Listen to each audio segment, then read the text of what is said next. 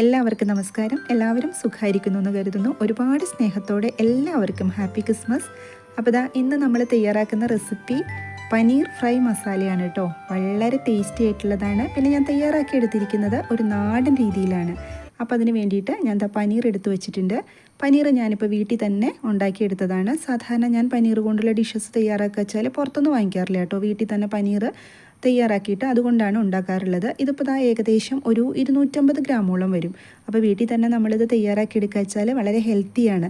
പിന്നെ കുട്ടികൾക്കൊക്കെ ഒരുപാട് ഇഷ്ടപ്പെടുന്ന ഒരു ഡിഷാണ് ഈ പനീർ കൊണ്ടുള്ളത്. ഇപ്പോൾ ക്രിസ്മസ് ഒക്കെ വരികയാണ്. ഞാൻ വ്രതത്തിലായതുകൊണ്ടാണ് കേട്ടോ ഞാനിപ്പോൾ ഒരു വെജ് ഡിഷ് ചെയ്യുന്നത്. സാധാരണ നോൺ വെജ് ചെയ്യണമെന്നാണ് ആഗ്രഹിച്ചത്. അപ്പോൾ ഇതുപോലെ വെജിറ്റേറിയൻ ഫുഡ് ഇപ്പോൾ എടുക്കുന്നവരുണ്ടെങ്കിൽ അവർക്കും കൂടി ഇതൊരു ഉപകാരമാവുമല്ലോ എന്ന് കരുതി. വളരെ സിമ്പിളാണ്, എന്നാൽ വളരെ ടേസ്റ്റിയാണ് കേട്ടോ. അങ്ങനെയാണ് തയ്യാറാക്കിയെടുത്തിരിക്കുന്നത്. ഇനി ഇതിനെ ഒന്ന് കട്ട് ചെയ്തെടുക്കണം. അപ്പം ഞാൻ ഒരുപാട് ചെറിയ കഷ്ണങ്ങളാക്കിയിട്ടല്ല, കുറച്ച് വലിയ കഷ്ണങ്ങളാക്കിയിട്ട് തന്നെയാണ് കട്ട് ചെയ്തെടുത്തിരിക്കുന്നത്. നമ്മൾക്കിതൊന്ന് ഫ്രൈ ചെയ്തിട്ടാണല്ലോ തയ്യാറാക്കുന്നത്. അപ്പോൾ കുഴപ്പമില്ല, ഇതേപോലെ ഒന്ന് കട്ട് ചെയ്തെടുത്താൽ മതി. നമ്മളിതിനു മുമ്പും പനീർ കൊണ്ട് ഒരു ഡിഷ് ചെയ്തിട്ടുണ്ട്, പനീർ ബുർജി. അപ്പോൾ അത് കാണാത്തവരുണ്ടെങ്കിൽ ഒന്ന് കാണണം കേട്ടോ. ഞാൻ ലിങ്ക് ഡിസ്ക്രിപ്ഷൻ ബോക്സിൽ കൊടുക്കാം. ഇനി അതിനകത്തേക്ക് ഒരു 1/4 ടീസ്പൂണിൽ താഴെ മഞ്ഞൾപ്പൊടി അത്രയും ഇപ്പോൾ ചേർത്ത് കൊടുത്താൽ മതി. അതുപോലെ തന്നെ വളരെ കുറച്ച് മുളക് പൊടിയും കൂടി ചേർത്ത് കൊടുക്കുക. പൊടികളൊക്കെ നമ്മൾക്ക് ഇനിയും ചേർക്കാനുള്ളതാണ്, അതുകൊണ്ട് വളരെ കുറച്ച് മാത്രം ചേർത്താൽ മതി. എന്നിട്ട് ഇതിനെ ജസ്റ്റ് ഒന്ന് പുരട്ടി കൊടുക്കുക. ആ ചേർത്ത പൊടികളൊന്ന് പുരട്ടി കൊടുത്തിട്ട് ഇതൊന്ന് ഫ്രൈ ചെയ്തെടുക്കണം. തയ്യാറാക്കാനായിട്ട് ഞാനൊരു പാൻ വെച്ചിട്ടുണ്ട്. പാൻ നന്നായിട്ട് ചൂടായതിന് ശേഷം വെജിറ്റബിൾ ഓയിലോ കോക്കനട്ട് ഓയിലോ എന്ത് വേണേലും ചേർത്ത് കൊടുക്കുക കേട്ടോ. ഇത് തികച്ചും ഒരു നാടൻ രീതിയിലാണ് നമ്മൾ തയ്യാറാക്കിയെടുക്കുന്നത്. കാരണം ക്രീമുകളോ അതുപോലെ തന്നെ ടൊമാറ്റോ സോസോ അങ്ങനെയൊന്നും ഞാൻ ഇതിനകത്തേക്ക് ആഡ് ചെയ്യുന്നില്ല. നമ്മുടെ ഒരു നാടൻ രീതിയിൽ വളരെ സിമ്പിളായിട്ടാണ് തയ്യാറാക്കിയെടുക്കുന്നത്. അപ്പോൾ പനീറെല്ലാം ഞാൻ ഇതിനകത്തേക്ക് ഇട്ട് കൊടുത്തിട്ടുണ്ട്. അപ്പോൾ വെളിച്ചെണ്ണ നന്നായിട്ട് ചൂടായതിന് ശേഷം മാത്രമാണ് കേട്ടോ ഇട്ട് കൊടുക്കാൻ പാടുള്ളൂ. വളരെ പെട്ടെന്ന് നമുക്കിത് ഫ്രൈ ആയി കിട്ടും. ഒരു സൈഡ് ഫ്രൈ ആയി കഴിയുമ്പം നമ്മൾ ജസ്റ്റ് ഒന്ന് മറിച്ചിട്ട് കൊടുത്താൽ മതി. അപ്പുറത്തെ സൈഡും വേഗം നമുക്ക് ഫ്രൈ ആയി കിട്ടും കേട്ടോ. കുട്ടികൾ ഒരുപാട് ഇഷ്ടപ്പെടുന്ന ഒരു റെസിപ്പിയാണ് ഈ പനീർ. അവർക്ക് ലഞ്ച് ബോക്സിലൊക്കെ നമുക്ക് കൊടുത്തുവിടാൻ പറ്റുന്ന ഒന്നാണ്. പിന്നെ വളരെ എളുപ്പത്തിൽ നമുക്കത് തയ്യാറാക്കി എടുക്കുകയും ചെയ്യാം. പിന്നെ അത് മാത്രമല്ല, വെജിറ്റേറിയൻസിന് അവർ മീറ്റൊന്നും കഴിക്കാത്തത് കൊണ്ട് മഷ്റൂമും അതുപോലെ തന്നെ പനീറും ഒക്കെ അവരുടെ ഭക്ഷണത്തിൽ ഉൾപ്പെടുത്തുന്നത് വളരെ നല്ലതാണ്. പിന്നെ വളരെ ടേസ്റ്റിയാണ് കേട്ടോ. ഇതുകൊണ്ടുള്ള വിഭവങ്ങളൊക്കെ വളരെ ടേസ്റ്റിയാണ്. ഇപ്പോൾ അപ്പുറത്തെ സൈഡും നന്നായിട്ട് ഫ്രൈ ആയിട്ടുണ്ട്. വളരെ പെട്ടെന്ന് ഫ്രൈ ആയി കിട്ടിയിട്ടോ. ഒരു 2-3 മിനിറ്റ് അത്രേ ആവശ്യമുള്ളൂ. നമുക്ക് വേഗം ഫ്രൈ ആയി കിട്ടും. ഇത് നമുക്ക് ഇതെല്ലാം ഒന്ന് കോരി മാറ്റണം. അപ്പോൾ നമ്മുടെ വീഡിയോ കണ്ടുകൊണ്ടിരിക്കുമ്പം വീഡിയോ ഇഷ്ടമായാൽ സബ്സ്ക്രൈബ് ചെയ്യാതെ കാണുന്നവരൊക്കെ ഉണ്ടാവും. അപ്പോൾ അവരൊന്ന് സബ്സ്ക്രൈബ് ചെയ്ത് സപ്പോർട്ട് ചെയ്തേക്കണേ, മറന്നു പോകരുത് കേട്ടോ. അതുപോലെ ലൈക്ക് ചെയ്യാനും കമൻറ്റ് ചെയ്യാനും ഒന്നും ആരും മറന്നു പോകരുത്. ഓൾ എന്ന ഓപ്ഷനും എപ്പോഴും ഞാൻ പറയാറുള്ളതാണ്. എങ്കിൽ മാത്രമാണ് ഞാനിടുന്ന വീഡിയോസിൻ്റെ എല്ലാം നോട്ടിഫിക്കേഷൻ നിങ്ങൾക്ക് കിട്ടുള്ളൂ കേട്ടോ. ബെല്ലൈക്കണും ഒന്ന് എനേബിൾ ചെയ്ത് വെക്കണേ. ഇത് ഞാൻ ഒരുപാട് അങ്ങോട്ട് ഫ്രൈ ആക്കി എടുക്കണില്ല, കുറച്ചൊരു സോഫ്റ്റ് ആയിട്ടാണ് കേട്ടോ എടുക്കുന്നത്. ഇനി നിങ്ങൾക്ക് നല്ല ക്രിസ്പി ആയിട്ട് എടുക്കണമെങ്കിൽ ഒന്നും കൂടി ഒന്ന് നന്നായിട്ട് ഫ്രൈ ആക്കി എടുക്കാം. അപ്പോൾ നമ്മുടെ പനീറൊക്കെ ഇവിടെ റെഡിയാക്കി ഇട്ടിട്ടുണ്ട്. അത്യാവശ്യം വലിയ കഷ്ണങ്ങളാക്കിയിട്ടാണ് കേട്ടോ ഞാൻ കട്ട് ചെയ്തെടുത്തത്. ഇനി നമ്മൾക്ക് വെളിച്ചെണ്ണ ഒന്നും മാറ്റണ്ട കേട്ടോ. ആ ഒരു പാനിലേക്ക് തന്നെ കുറച്ച് വെളുത്തുള്ളി, ഒരു 7 അല്ലി വെളുത്തുള്ളി എടുത്തിട്ടുണ്ട്. അത് നന്നായിട്ടൊന്ന് മൂപ്പിച്ചെടുക്കണം. അപ്പോൾ ഈ വെളിച്ചെണ്ണ തന്നെ വേണം കേട്ടോ. അത്യാവശ്യം കുറച്ച് വെളിച്ചെണ്ണയൊക്കെ യൂസ് ചെയ്തിട്ടാണ് നമുക്ക് പനീർ കൊണ്ടുള്ള വിഭവങ്ങളൊക്കെ തയ്യാറാക്കി കഴിക്കണമെങ്കിലേ ടേസ്റ്റ് ഉണ്ടാവുള്ളൂ.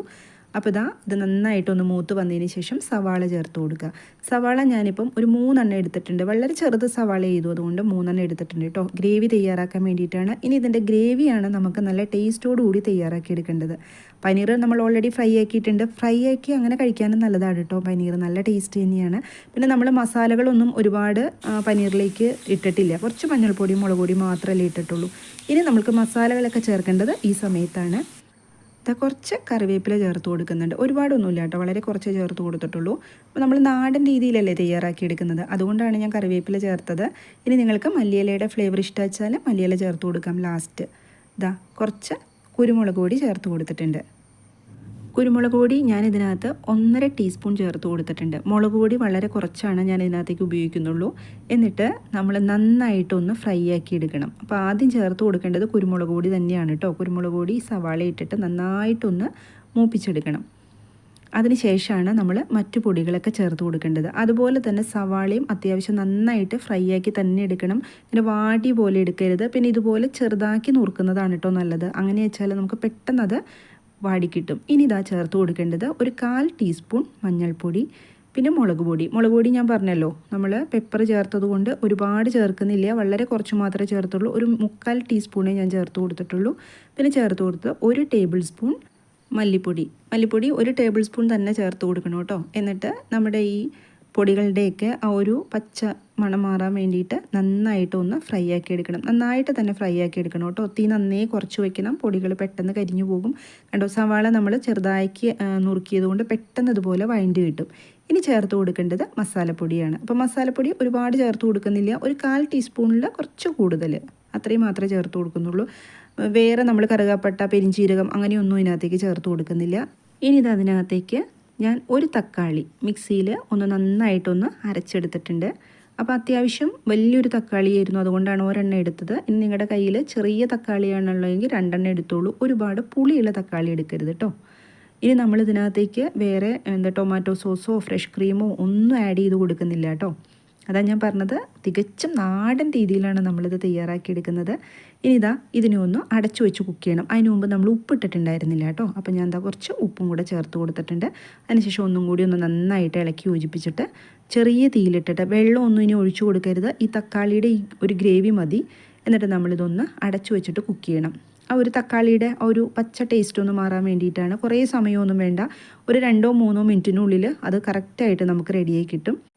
ഇതായിപ്പോൾ ഒരു 2 മിനിറ്റ് കഴിഞ്ഞപ്പോൾ ഞാനൊന്ന് തുറന്ന് നോക്കിയിട്ടോ, കണ്ടില്ലേ, കറക്റ്റ് നല്ലൊരു തിക്ക് ഗ്രേവി ആയിട്ട് നമുക്കത് കിട്ടിയിട്ടുണ്ട്. ആ തക്കാളി അരച്ച് ചേർത്തത് കൊണ്ടാണ് നമുക്ക് ഇത്രയും ഒരു തിക്കായിട്ട് കിട്ടിയത്. ഇനി നമ്മളിതിനകത്തേക്ക് ചേർത്ത് കൊടുക്കേണ്ടത് നാളികേരത്തിൻ്റെ പാലാണ്. അപ്പോൾ നാളികേരത്തിൻ്റെ പാലെടുക്കുമ്പം പ്രത്യേകം ശ്രദ്ധിക്കണം, നല്ല കട്ടിയായിട്ടുള്ള പാലെടുക്കണം കേട്ടോ. കാരണം മിക്സിയിൽ നമ്മൾ അടിച്ചെടുക്കുമ്പം ഒരുപാട് വെള്ളം ചേർത്തെടുക്കരുത്, ഒരുപാടൊന്നും വേണ്ട, ഒരു 1/2 ഗ്ലാസ് മുതൽ 3/4 ഗ്ലാസ് വരെ അത്രയും മതിയാവും. അത് നമ്മൾ ഈ സമയത്തൊന്ന് ചേർത്ത് കൊടുക്കുക. നാളികേരത്തിൻ്റെ പാല് ചേർത്ത് കൊടുത്തിട്ട് ഇനി കുറേ സമയമൊന്നും തിളപ്പിക്കരുത്, എല്ലാവർക്കും അറിയാവുന്ന കാര്യമാണ്. ഞാൻ ഇപ്പോൾ സ്റ്റൗ ഓഫ് ചെയ്തിട്ടില്ല കേട്ടോ, ഒന്ന് ഇളക്കി യോജിപ്പിച്ചതിന് ശേഷമാണ് സ്റ്റൗ ഓഫ് ചെയ്ത് കൊടുത്തത്. പിന്നെ അത് മാത്രമല്ല, നമ്മൾ ഈ സമയത്ത് പനീർ ഇട്ട് കൊടുക്കുക. ഇപ്പം അങ്ങ് ഇളക്കി യോജിപ്പിക്കേണ്ട ആവശ്യമൊന്നുമില്ല കേട്ടോ. പനീറിലേക്ക് പെട്ടെന്ന് നമ്മുടെ ഈ ഗ്രേവിയൊക്കെ അങ്ങ് ഇറങ്ങിക്കോളും. ഒന്ന് അടച്ചു വെച്ച് കൊടുക്കുക. എന്നിട്ട് നമ്മളൊന്ന് സെർവ് ചെയ്യുന്നതിന് മുൻപായിട്ട് ഒരു 2-3 മിനിറ്റ് മുമ്പ് ഒന്ന് ഇളക്കി യോജിപ്പിച്ച് കൊടുത്താൽ മതി കേട്ടോ. ഇനി ഇതാ കുട്ടികൾ ഇതുപോലത്തെ റെസിപ്പീസൊക്കെ ചോദിക്കുമ്പോൾ നമ്മുടെ കയ്യിൽ ഫ്രഷ് ക്രീം ഇല്ല അല്ലെങ്കിൽ ടൊമാറ്റോ സോസ് ഇല്ല എന്നൊന്നും വിചാരിച്ചിട്ട് ഉണ്ടാക്കാതിരിക്കേണ്ട. തികച്ചും നാടൻ രീതിയിൽ നമുക്കിതാ നല്ല അടിപൊളി ടേസ്റ്റോട് കൂടിയിട്ടുള്ള പനീർ ഫ്രൈ മസാല തയ്യാറാക്കിയെടുക്കാം. അപ്പോൾ ഇതെല്ലാവരും ഒന്ന് തയ്യാറാക്കി നോക്കണം കേട്ടോ. കുട്ടികൾക്കും എല്ലാവർക്കും ഇഷ്ടപ്പെടുന്ന നല്ലൊരു ഡിഷാണ്. അപ്പോൾ ഈ ക്രിസ്മസിന് എന്നെപ്പോലെ വെജായി പോയവർ ഒട്ടും വിഷമിക്കേണ്ട കേട്ടോ. ഇതുപോലത്തെ ഒരു റെസിപ്പി തയ്യാറാക്കി നമുക്കും ക്രിസ്മസ് അടിപൊളിയായിട്ട് തന്നെ ആഘോഷിക്കാം. ഇനി ഇതൊന്ന് അടച്ചു വെച്ചിട്ട് ഒരു 10 മിനിറ്റ് ഒന്ന് റെസ്റ്റ് ചെയ്യാൻ വയ്ക്കുക. അപ്പോഴേക്കും ആ പനീറിലേക്ക് ആ മസാലയൊക്കെ നന്നായിട്ട് പിടിച്ചോളും. അപ്പോൾ ഇന്നത്തെ റെസിപ്പി എല്ലാവർക്കും ഇഷ്ടമായി എന്ന് കരുതുന്നു. എല്ലാവർക്കും ഒരിക്കൽ കൂടി ഹാപ്പി ക്രിസ്മസ്. സന്തോഷമായിട്ട് എല്ലാവരും ക്രിസ്മസ് ആഘോഷിക്കുക. മറ്റൊരു വീഡിയോയിൽ കാണാം. താങ്ക്